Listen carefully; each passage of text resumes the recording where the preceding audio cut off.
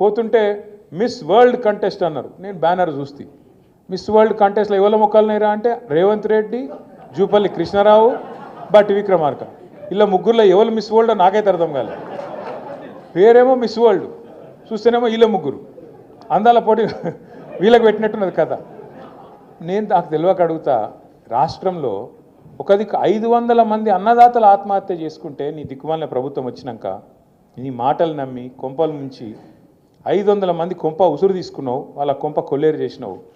500 మంది అన్నదాతలు ఆత్మహత్య చేసుకుంటే ముఖ్యమంత్రి గారు అందాల పోటీలో బిజీగా ఉన్నాడు, రివ్యూ చేసే టైం లేదు.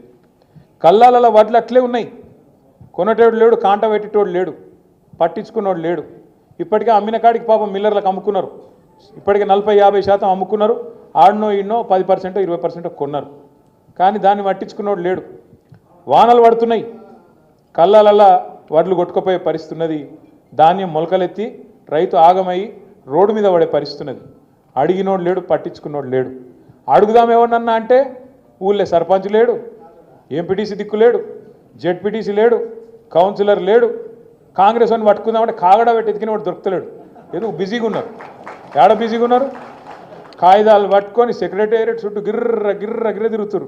ఏందిరా అంటే ముఖ్యమంత్రి చెప్పిండు నాకు ఓ పని తెచ్చుకోమన్నాడు, మా మంత్రి చెప్పిండు పని తెచ్చుకోమన్నాడు, 4 పైసలు మిగులుతాయన్నారు.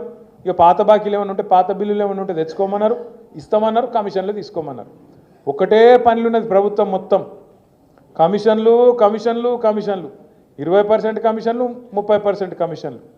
మొన్న ఒక మంత్రి గారు చెప్పిన మీరు విన్నారు, కొండా సురేఖమ్మ పుణ్యం కట్టుకున్నది. ఆఖరికి ఒక్క మాట మాత్రం నిజం చెప్పింది, మా ప్రభుత్వంలో ఫైళ్ళు కదలాలంటే మంత్రులు చేయి దడపందే కాదు, కానీ నేను ఒక్కదాన్ని మాత్రం మంచిదాన్ని మా వాళ్ళు అందరూ లంగాలని చెప్పింది. ఆమె నిజాయితీ, ఆమె సంగతి నాకు తెలియదు కానీ మాట మాత్రం చెప్పింది, ఖుల్లా చెప్పింది.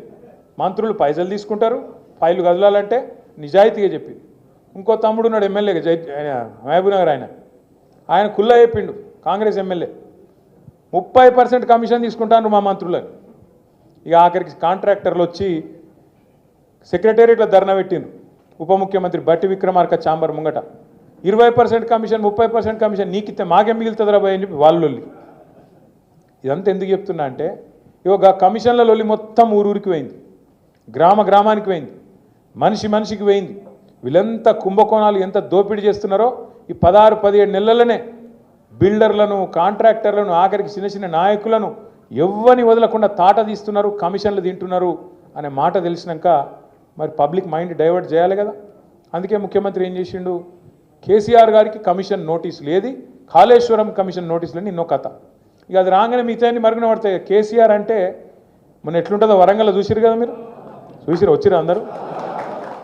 కేసీఆర్ కదిలితే మొత్తం మళ్ళీ తెలంగాణ సమాజం అంతా అక్కడికి వచ్చి వరంగల్కి వచ్చి చరిత్రలో చూడని ఒక అద్భుతమైన మీటింగ్ అద్భుతంగా విజయవంతం చేసినందుకు